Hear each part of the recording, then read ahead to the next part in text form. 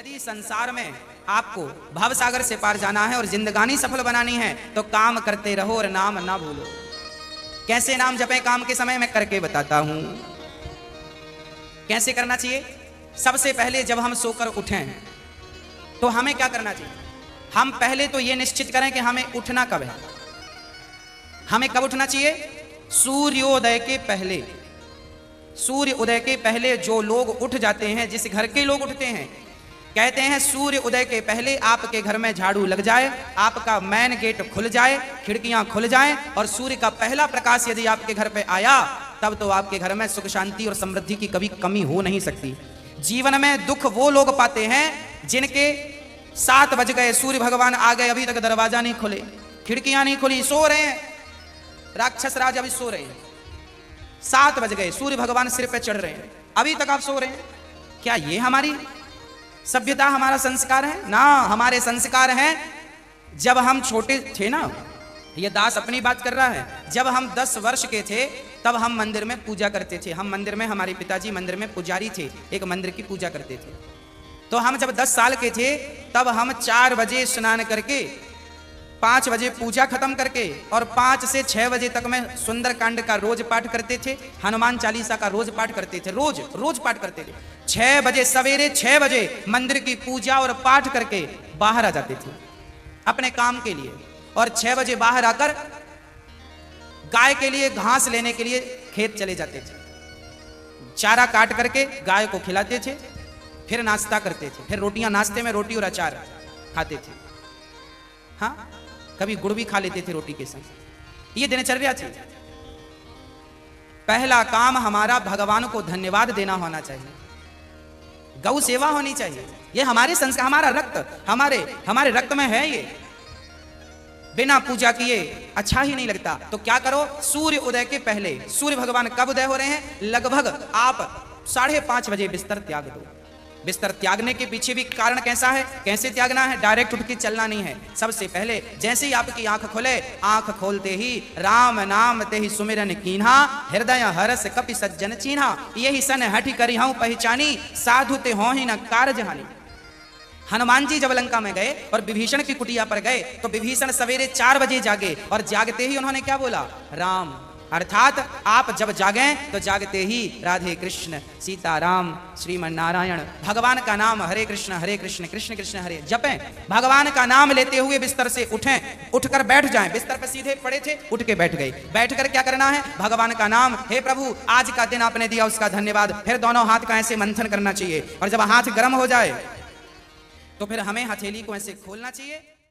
कर के अग्रभाग में लक्ष्मी का वास होता है, यहाँ कराग्रे वसते लक्ष्मी, कर मध्य सरस्वती, यहाँ सरस्वती का वास होता है, और पूरे हाथ में भगवान कृष्ण का, नारायण का वास होता है। कर मूले तो गोविंद। तो दोनों हाथों का मंथन, यहाँ लक्ष्मी का ध्यान सवेरे करेंगे तो आपके घर में लक्ष्मी आएगी, सवेरे से ध्यान होगा। सरस्वती का चिंतन करेंगे तो आपकी वाणी से दिन भर कोई गलत शब्द नहीं निकलेगा, गलत वाक्य नहीं निकलेगा, गलत विचार नहीं निकलेंगे, आपकी वाणी से कोई दुखी नहीं होगा। और गोविंद का ध्यान करेंगे, मेरे नारायण मेरे कृष्ण का ध्यान करेंगे तो आपको सब कुछ मिलेगा। तो पहले दोनों हाथों का मंथन करके दर्शन करें, फिर दोनों हाथों का मंथन करके जब हाथ गर्म हो जाए तो अपने चेहरे पर लगाएं, अपने नेत्रों पे वो हाथ लगाएं, और उसके बाद सबसे पहले उठकर आप अपने बच्चों को ये चीजें समझाएं। सबसे पहले उठकर आप पृथ्वी माता को प्रणाम करें। पृथ्वी माता को, हे पृथ्वी माता आपका धन्यवाद, आपने हमें एक अवसर दिया है। आपके ऊपर हम कितना पाप करते हैं, हाँ, मलमूत्र जैसी गंदगी त्यागने के लिए हम मजबूर हैं। माँ हमें क्षमा करना। पृथ्वी माँ को प्रणाम करना चाहिए। उसके बाद आप अपना पांव बिस्तर के नीचे रखें, हाँ, उसके बाद बिस्तर के नीचे पांव रखें और सबसे पहले सवेरे बढ़िया सा पानी पेट भर के पीना चाहिए। मैं थोड़ा स्वास्थ्य की बात भी आपके लिए कर दूं। बच्चों को तो जानकर रात के तांबे का बर्तन, जानते हैं, कॉपर, तांबे के लोटे में धुलकर पानी भर दो, उसे ढक दो, और वही तांबे के बर्तन में जो रात भर से पानी पड़ा था उस पानी को सवेरे बच्चों को पिलाओ। वो तांबे के पात्र का जब पानी बच्चे पिएंगे तो वो बच्चों की बुद्धि प्रखर होगी, बच्चे प्रखर बुद्धि वाले होंगे। यदि आपके घर में चांदी का सिक्का है तो आप लोटे पर चांदी का सिक्का भी डाल सकते हैं, नहीं है तो कोई बात नहीं।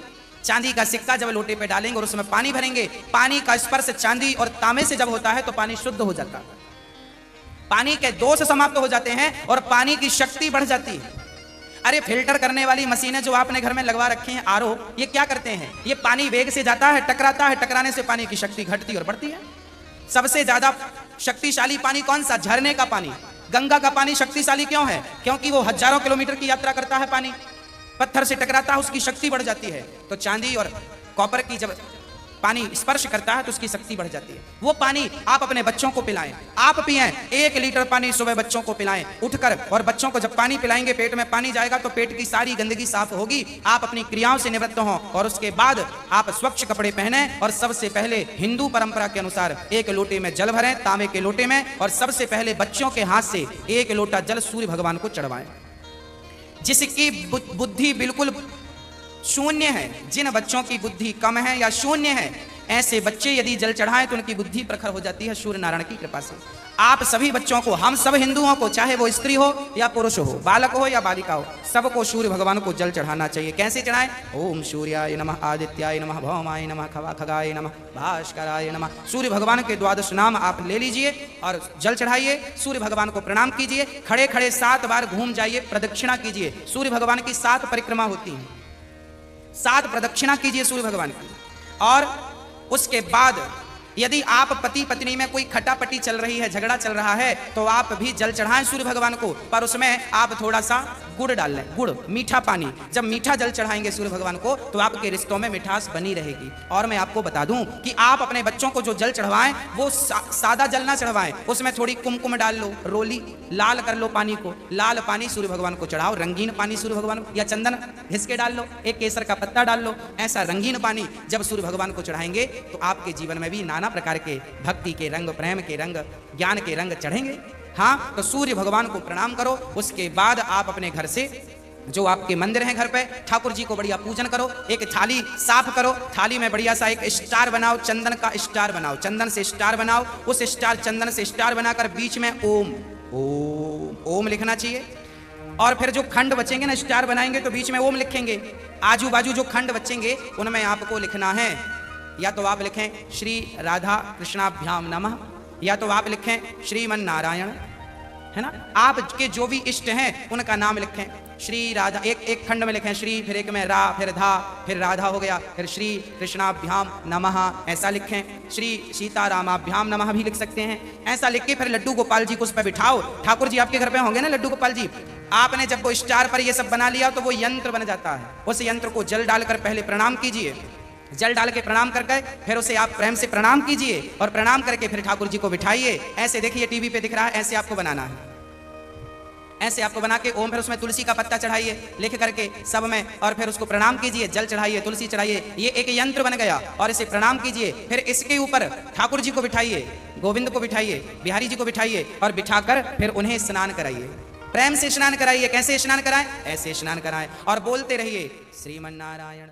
गोद पर बिठाओ, अपनी गोद पर बिठाकर बड़े प्रेम से उन्हें बढ़िया कपड़े से पोंछो, साफ करो। बच्चे को भी आप नहला के पहुंचते हैं, बच्चे को बढ़िया पहुंचिए, उन्हें साफ करिए। और जब भगवान को आप बढ़िया से साफ करें, उसके बाद उन्हें उनकी आसन पर बिठावें, और आसन पर बिठाने के बाद उनको फिर बढ़िया से वस्त्र पहनावें, और वस्त्र पहनाने के बाद उनका श्रृंगार करें। श्रृंगार करने के बाद जब पूरा श्रृंगार हो जाए तो ठाकुर जी को दर्पण दिखावें, है ना।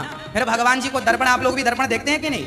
ऐसे ही ठाकुर जी को दर्पण दिखाना चाहिए। प्रभु देखिए, आज दास ने आपका ऐसे श्रृंगार किया है, ये आपका श्रृंगार है, ऐसे दर्पण दिखाओ भगवान को।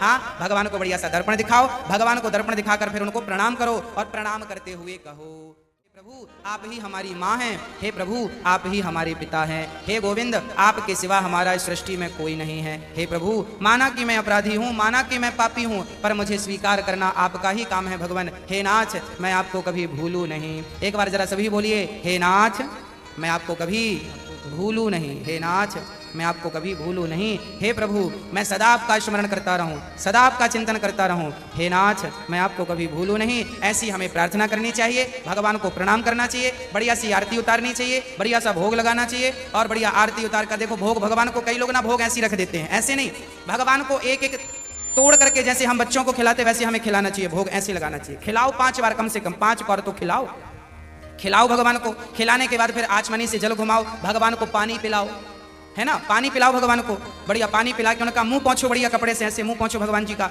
मतलब भगवान को अपनी तरह प्यार करना है, बालक की तरह प्यार कर। माँ यशोदा क्या करती, गोद में बिठाती, खिलाती पिलाती, मुंह पोंछती थी, हमें भी वही स्नेह रखना भगवान से। भगवान प्रेम की तो भूखे हैं। वो वस्तुओं के सोना चांदी जिनके पांव लक्ष्मी दबा रही हैं, उन्हें हम क्या पैसा देंगे, उन्हें हम क्या सोना चांदी देंगे। भगवान प्रेम चाहते हैं, सोना चांदी नहीं चाहते। प्रेम से कोई पत्रम पुष्पम फलम तोयम यो में भक्त्या प्रयच्छति, प्रेम से खिलाओ तो सही, भगवान तो सब खाएंगे। प्रेम से खिलाओ, झूठा खिलाओगे तो शबरी माँ ने झूठे बेर खिला दिए।